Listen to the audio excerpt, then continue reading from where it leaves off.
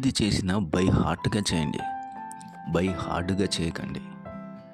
జ్ఞానం అన్నది హృదయానికి సంబంధించింది, మైండ్కి సంబంధించింది కాదు. ఏది నేర్చుకున్నా విద్య హృదయపూర్వకంగా నేర్చుకోవాలి, అంతేకాని ఆలోచన మట్టుకు మైండ్ మట్టుకే కాదు. అవును, చాలా పురాతనమైనటువంటి శాస్త్రవేత్త అరిస్టాటిల్ ఇలా అన్నాడు: educating the mind without educating the heart is no education at all. Educating the mind without educating the heart is no education at all అని అరిస్టాటిల్ చెప్పాడు. హృదయమునకు సంబంధించిన విద్య కాకుండా మనసు వరకే విద్యను నేర్పితే అది విద్యనే కాదన్నాడు. ఈ రోజుల్లో విద్య హృదయముల నుంచి మైండ్కు పైకి ఎక్కింది. అందుకనే ఈనాటి కాలపు పిల్లలు వారి కనులు నడినెత్తికి వెళ్ళాయి. పైకి చూచు తరము కలదు అని దైవ గ్రంథం కూడా చెలవిస్తుంది. అవును, వారి ఆలోచనలు అలా పైకి వెళ్ళిపోయాయి. కారణం, విద్య అనేది హృదయానికి నేర్పట్లేదు, జ్ఞానం అన్నది హృదయానికి నేర్పట్లేదు, తల వరకే ఉంటుంది. నిర్గమకాండం 35వ అధ్యాయం 35వ వచన భాగం: ఆయన వారి హృదయములను జ్ఞానముతో నింపి ఉన్నాడు. ఆయన వారి హృదయమును జ్ఞానముతో నింపి ఉన్నాడు. దేవుని పని చేయటానికి చెక్కువాడేమి, చిత్రకారుడేమి, నీల ధూమ్ర రక్తవర్ణములతోనూ సన్ననారతోనూ బుటాపని చేయువాడేను, నేతగాడేమి, చేయు సమస్త విధములైన పనులు అనగా ఏ పని అయినను చేయువారి యొక్కయు విచిత్రమైన పని కల్పించు వారి యొక్కయు పనులను చేయునట్లు ఆయన వారి హృదయములను జ్ఞానముతో నింపెను. ఎవరి హృదయము జ్ఞానముతో నింపబడుతుందో అట్టివారు నిజమైనటువంటి విద్యావంతులు. ఎవరి జ్ఞానము వారి తల వరకే నిలిచింది అనంటే అట్టి వారి విద్యయే కాదు అని చరిత్ర చెబుతుంది, దేవుని వాక్యము చెబుతుంది. విస్తారమైనటువంటి విద్య దుఃఖమును ఎందుకు కలగచేయదు ప్రసంగి సెలవిచ్చినట్లు? కారణం, వారి విద్య తల వరకు మాత్రమే ఉంది కాబోలు. వారి జ్ఞానము తల వరకే ఉంది, కానీ హృదయములోనికి రాలేదు. హృదయపూర్వకమైన జ్ఞానము అది మిక్కిలి శ్రేష్టమైనది. అట్టి జ్ఞానులను దేవుడు ఇష్టపడేవాడు. ఇంతకు నీ జ్ఞానము ఎక్కడి వరకు ఉంది అన్నది ప్రశ్న. నీకు ఇచ్చినటువంటి జ్ఞానం హృదయపూర్వకంగా అవలంబించాలి. అందుకనే చిన్నప్పుడు బై హార్ట్ చేయండి అంటారు. అంటే హృదయపూర్వకంగా, హృదయానికి అర్థమయ్యేటట్లుగా చేయాలి, అంతేగాని బై హార్డ్గా చేయకూడదు. అందుకని ఉదయకాల సమయంలో దేవుని పని అయినా, సమాజ పని అయినా, సంఘ పని అయినా, కుటుంబ పని అయినా, వ్యక్తిగత పని అయినా, మన పని అయినా, ఇతరుల పని అయినా, స్వామి కార్యమైనా, స్వకార్యమైనా హృదయపూర్వకంగా చేయటం మంచిది. హృదయపూర్వకమైనటువంటిది కాక మనసు వరకే ఉంటే అది చాలా ప్రమాదం. మనసు చంచలమైనటువంటిది కావచ్చు. హృదయానికి నేర్పితే నీ హృదయము నిమ్మలపరచబడుతుంది. నీ హృదయము జ్ఞానముతో నింపితే అంతకంటే ఇంకేముంది? నీ హృదయ ఆలోచనలు సరిచేయబడతాయి. హృదయ సంబంధమైన వ్యాధి తొలగిపోతుంది. హృదయ చీకటి వెళ్ళిపోతుంది. హృదయాంధకారము వెలుగుతో నింపబడుతుంది. గనుక జ్ఞానము అన్నది హృదయానికి సంబంధించినది.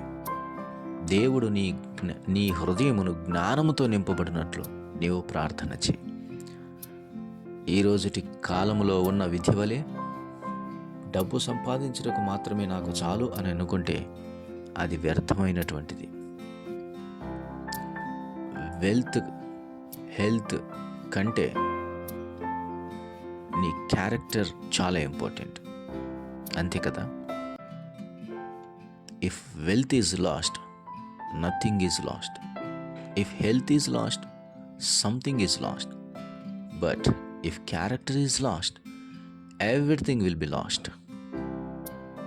గనుక డబ్బు పొత్తిమరిలో సంపాదించుకోవచ్చు, అది పోయినదే కాదు.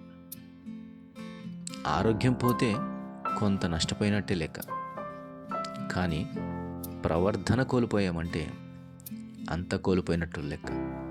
నీ మాట తీరు, నీ ప్రవర్ధన యథార్థంగా ఉండాలి. నా నోటి మాట, నా హృదయ ధ్యానము నీ దృష్టికి అంగీకార యోగ్యములుగా ఉండునట్లు చేయమని కీర్తనాకారుని యొక్క కోరిక. గనుక నీ హృదయము విద్యతో, నీ హృదయము జ్ఞానముతో నింపబడటం చాలా ఇంపార్టెంట్. ఈ ఉదయకాల సమయంలో నీవైనను నీ తరువాతి తరమునకైనను వారి హృదయములకు విద్య నేర్పుటకు, వారి హృదయములకు విద్య కావాలన్నటువంటి ప్రార్థన ప్రభువునకు చేయవలసిన బాధ్యత మన మీద ఉంది. కాబట్టి educating the mind without educating the heart is no education at all అన్నటువంటి ఈ మాట నిశ్చయమైనదే అనిపిస్తుంది. ఉదయకాల సమయంలో ఈ మాటలు వింటున్న ప్రియ సహోదరి, సహోదరుడు, ఏది చేసినా హృదయపూర్వకంగా చేయటానికి, నీ జ్ఞానము హృదయం నిండా ఉండటానికి ప్రయత్నం చేయి. అప్పుడు నిజమైన జ్ఞానవంతుని వలె నడుచుకుంటాం.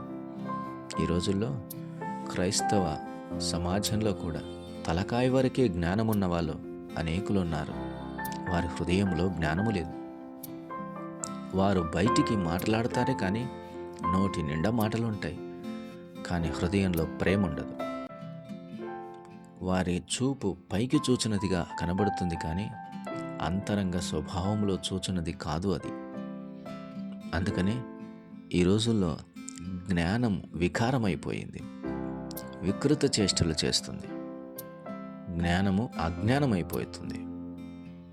అందుకనే దేవుడు నీవు జ్ఞానివని నువ్వు అనుకొనవద్దు అన్నాడు. వాని జ్ఞానము తలకాయకు చేరింది కాబట్టి. కానీ దేవుడిచ్చు జ్ఞానము అది పైనుండి వచ్చినదే కానీ హృదయం నిండుగా ఉంటున్నది. నీ జ్ఞానము ఎలాంటిది అన్నది పరీక్షించుకో. నీ జ్ఞానము హృదయమందున్నది అయితే, హృదయం నిండుగా ఏలుబడి చేయనది అయితే తప్పకుండా నీవు హృదయానుసారుడవుతావు దేవునికి. తప్పకుండా నువ్వు చేయనది హృదయపూర్వకంగా చేస్తావు. తప్పకుండా నీ హృదయాలోచనలు దేవునికి ఇష్టపూర్వకంగా ఉంటాయి. చిన్నవాడినైనా పెద్దవాడినైనా వందనాలతో పలకరిస్తావు. చిన్నవాని ఆలోచనలైనా పెద్దవాని ఆలోచనలైనా స్వీకరిస్తావు. మర్యాదగా మాట్లాడతావు. నీవే జ్ఞానివని ఎప్పుడు అనుకోవద్దు. దేవుడు ఎవరి హృదయమును జ్ఞానముతో నింపుతారో అట్టివారే నిజమైనటువంటి జ్ఞానవంతులు అన్న సంగతి నువ్వు అర్థం చేసుకోవాలి. తలకాయలో జ్ఞానమున్నవారు ఓ రకంగా ఉంటారు, అట్టివారు దేవుని దృష్టిలో తలకాయ లేనోళ్ళే. కానీ హృదయమందు జ్ఞానం కలవారు ఉంటారు, వారు బయటికి కనపడకపోయినా కానీ నిజమైన జ్ఞానవంతులై ఉంటారు. అట్టివారు దేవుని జ్ఞానమును పొందినవారని జ్ఞాపకం ఉంచుకోవాలి. ఇటు ఉదయకాల సమయంలో ప్రభువా, హృదయము నిండా నీ జ్ఞానముతో నింపు నాయన. సదా నీ సేవలో సాగిపోతాను. నా హృదయమా, దేవుని జ్ఞానముతో నింపబడుము. నా హృదయమా, దేవుని జ్ఞానానుసారముగా నడుచుకొనుమని నీ హృదయమును సిద్ధపరచుకో. ఆయన జ్ఞానపు జల్లులు కురిపించటానికి ఇష్టపడుతున్నాడు. ఆయన జ్ఞానమును మొలిపించటానికి ఇష్టపడుతున్నాడు. జ్ఞానపు గనులను నీ హృదయంలో ఉంచటానికి ఇష్టపడుతున్నాడు. జ్ఞాన సంపదగా నీ హృదయాన్ని చేయటానికి ఆయన ఇష్టపడుతున్నాడు. ఆయన అడుగు వారందరికీ జ్ఞానం ఇస్తానంటున్నాడు. జ్ఞానం ఎవరికైనా కొదువుగా ఉన్న ఎడల వాడు దేవుణ్ణి అడగవలను అని కూడా లేఖనం సెలవిస్తోంది. హృదయం నిండా ఏదైనా ఉందా నీకు అని అంటే జ్ఞానముతో నింపబడినట్లు చేసుకో.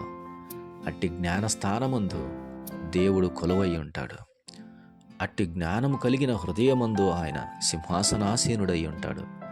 అట్టి జ్ఞానము కలిగిన హృదయము గలవారితో ఆయన సమయమును వెచ్చిస్తాడు. ఆయనకు అట్టివారు ఇష్టము అన్న సంగతి మరిచిపోవద్దు. అట్టి కృపా దేవుడు నీకును నీ కుటుంబమునకు నీ తరములకు మనందరికీ సదాకాలము దయచేయునుగాక. ప్రియ తండ్రి, స్తోత్రం. మాటలు దీవించండి, విన్నవారి హృదయాల్లో కార్యం చేసి మహిమ పొందమని క్రీస్తు యేసు నామమున ప్రార్థన చేసి పొంది ఉన్నాము తండ్రి. ఆమేన్.